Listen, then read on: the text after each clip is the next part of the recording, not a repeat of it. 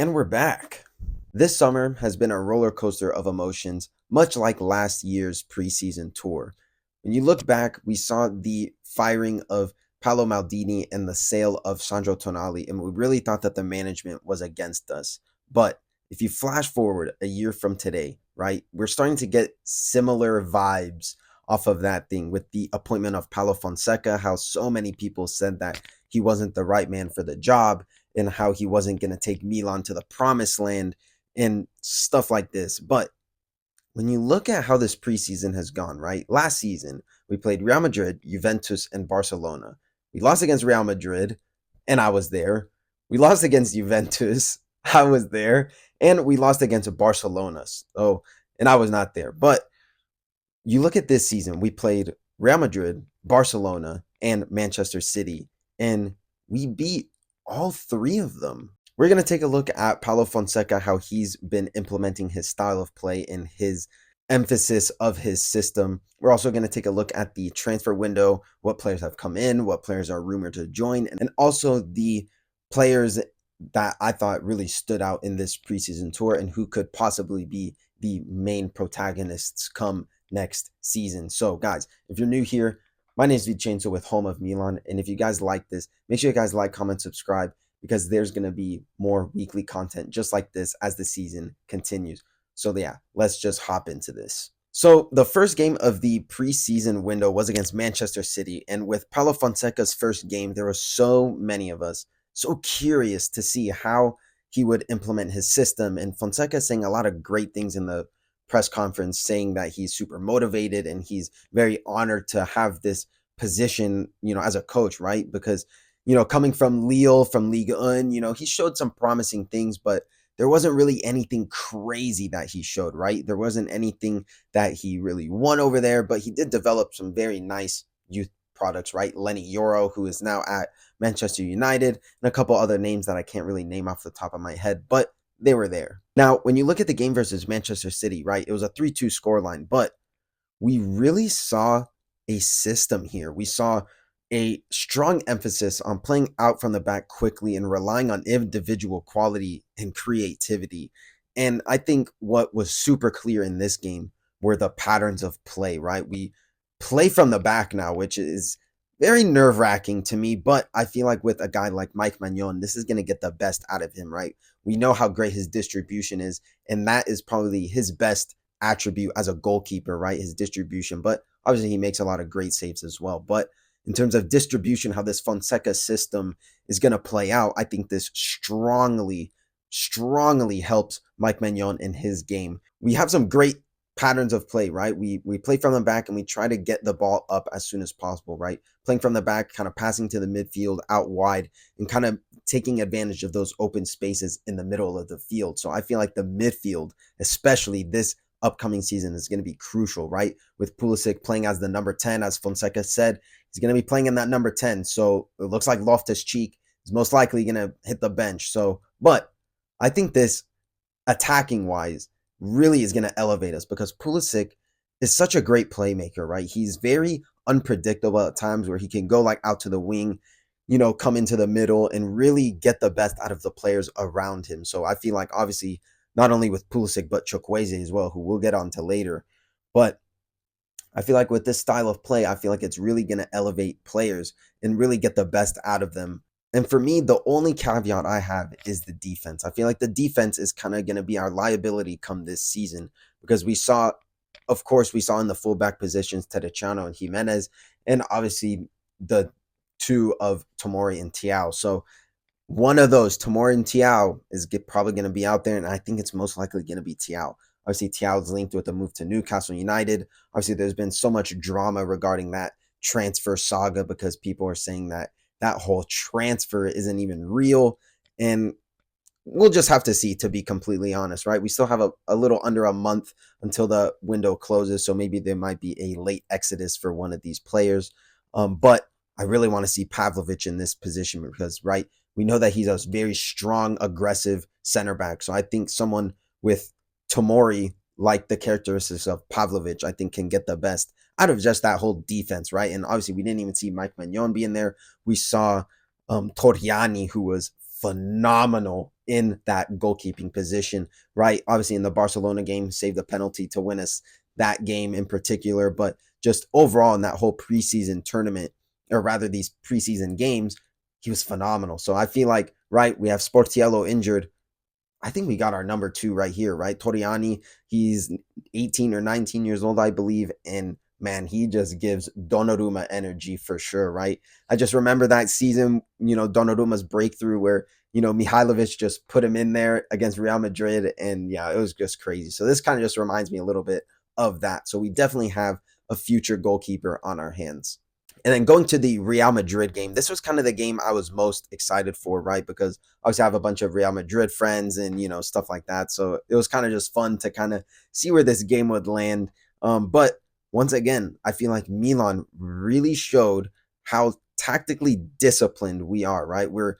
We're really backing on this style of play, right? Playing out from the back and really, utilizing these players to the best of their abilities. And I feel like Fonseca has really been getting the best out of players like Chukwueze. And I feel like in this game in particular against Real Madrid, Liberali had one of the most impactful youth appearances that I've seen from a Milan player in a very long time. So I feel like Liberali is rumored to stay with the first team, which is very exciting because we see guys, like Lamine Yamal who kind of get this chance for Barcelona, and seeing Liberali really take his chance, right? And against a no pushover team like Real Madrid, right? Whether it's preseason or not, right? You take it at face value, right? You're playing Real Madrid, you're playing up against top class players, right? Even if it is their B team, could go and win Serie A for all we know. So for Liberali to really take this performance and really take it by the scruff of the shirt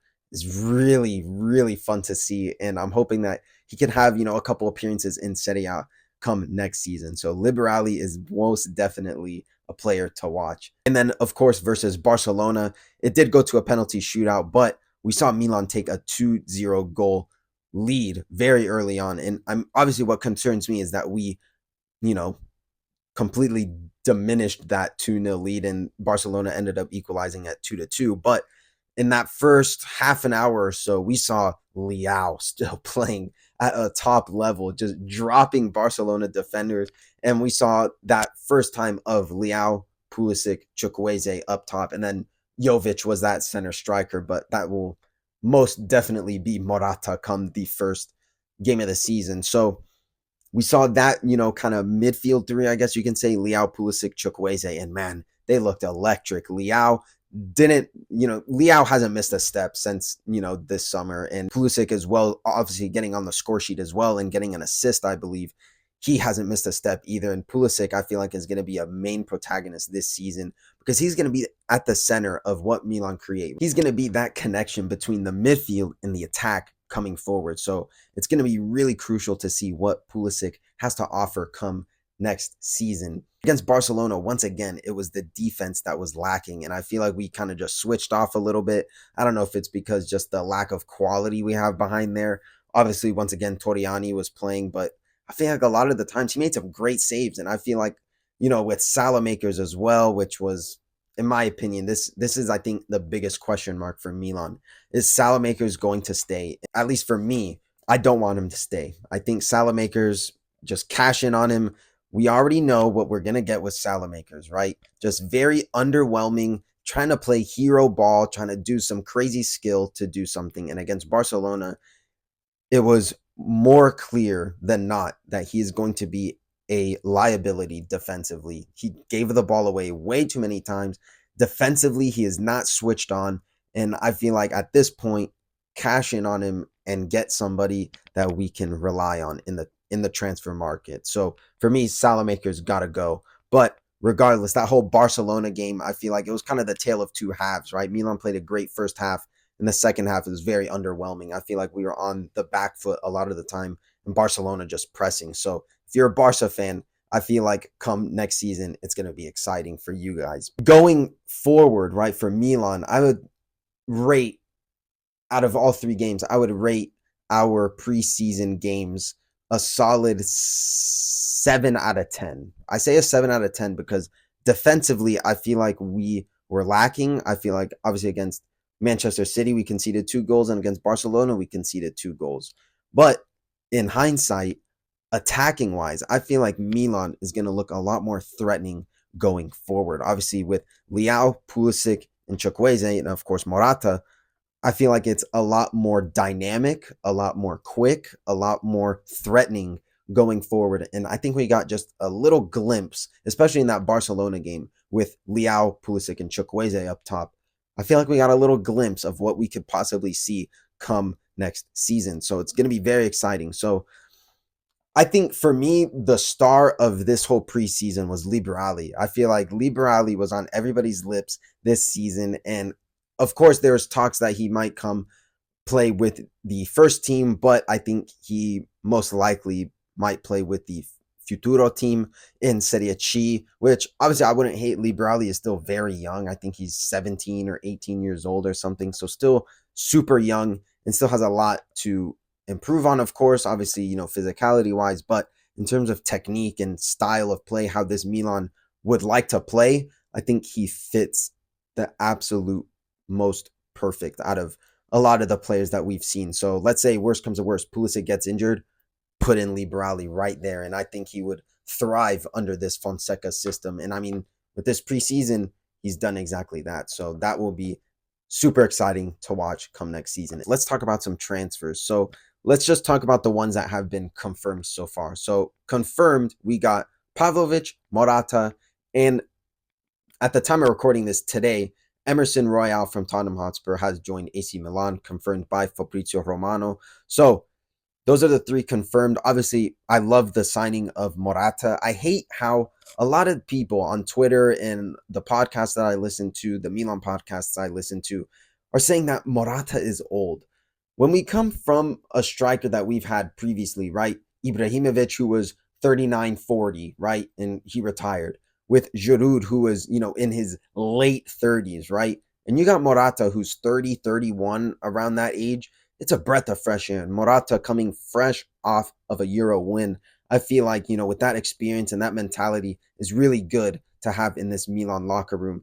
Obviously, Pavlovic is somebody that we didn't really know a lot about, but as time goes on, we start to do a lot of research and we start reading about like these sorts of guys. And Pavlovic seems like one of those guys that are really gonna, cement that strong mentality and that stone cold mentality in this Milan team, right? Coming from Red Bull Salzburg in the Austrian league, I feel like, humble beginnings, but he knows that he has to take the most out of this situation. And I feel like he's going to do exactly that. From what I've seen and, kind of the clips that I've seen, I really like this type of profile of player. And I feel like he's going to get the most out of, other guys in the defense like Tomori, maybe Teo, and whoever is going to be his partner on that right-hand side.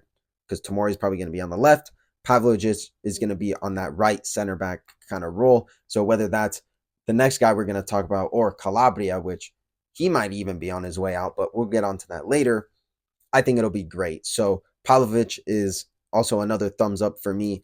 And the most newest signing for Milan is Emerson Royal from Tottenham Hotspurs. Reports are saying that this transfer fee was concluded around 15 to 20 million, plus add-ons, of course. So with that being said, I feel like Emerson isn't the profile that all of us wanted. However, when you look at it at face value, we should give all of our support to Emerson. I feel like he's going to do, great. I think he can thrive in a league like Serie A. So I think this could be potentially an upgrade on what we had on that right back last season, which was Calabria and Florenzi. Obviously, Florenzi got that terrible injury. So he'll be out for a very long time. So Emerson might, be in that slot. So we'll have to see. Now let's go to the transfers that haven't been 100% confirmed or, are kind of on that, last little line to kind of go through. So Fofana has been, I think, the transfer saga of the summer where, Milan are kind of lowballing Monaco and, how Monaco want 35 million for him. And a bunch of other clubs in the Premier League have offered Monaco that money. But Fofana wants to join Milan. He doesn't want to join West Ham. He doesn't want to join Man United. He doesn't want to join any of those guys. He wants to join us. So I think that's a huge plus for us that a player wants to play for us. Obviously, we have a bunch of French homies over there. We got Teo, Magnon, a couple other guys. So I think it's really important to get a transfer like this over the line soon so that he could start, playing with the team and stuff like this. So Fofana most likely is going to be done very, very soon. I think, I mean, we've heard that, all the time, but we'll see. There's a lot of other names that are kind of, the plan B, I guess you can say. And one of those is Kone, right, from Borussia Mönchengladbach. So Kone, I think, is going to be a really interesting one. For me, I favor Kone just a little bit more than Fofana, but they're two very similar profiles. So either one I would be most happy with. And obviously, I think the new one that has kind of came up out of nowhere is Federico Chiesa. And Chiesa, for me, Chiesa is like the Pulisic for Italians, right? A lot of Italians love Chiesa. And I feel like, much like myself, I love Chiesa as well. He's kind of like Italy's, golden boy. And I feel like for a lot of Italians, I feel like this would be a great signing. But then when you got guys in the team already who kind of have similar characteristics to Chiesa, like Chukwueze, who for me, I'm going to play Chukwueze over Chiesa every day, right? Even though I'm Italian and everything like that, I like Chukwueze just a little bit more. I feel like obviously he's been with us a lot longer, and I don't know. I feel like Chukwueze should be able to get that shot over Chiesa if Chiesa does come in. But those are all just rumors. So we'll just kind of have to see where we kind of go. But the reported fee for Chiesa would be around 15 million. So it's not a crazy fee. I feel like that's just right in the ballpark of, what this Milan management likes to work with. So I think it could possibly be a transfer that we, pounce on. So I wouldn't be mad if we get Chiesa, but I don't want him to be an out and out starter over Chukwueze. But you never know. We'll just have to see what Fonseca has to think and stuff like that. So, guys, thank you guys so much for tuning in. Make sure you guys like, comment, subscribe. And what did you guys think of this summer's preseason, right? With the games, with Fonseca's play style, and obviously the transfers who are rumored with, who's coming in, who's coming out, and stuff like that. So, yeah, thank you guys so much for tuning in. And make sure you guys like, comment, subscribe. And I'll see you guys in the next video. Ciao, ragazzi.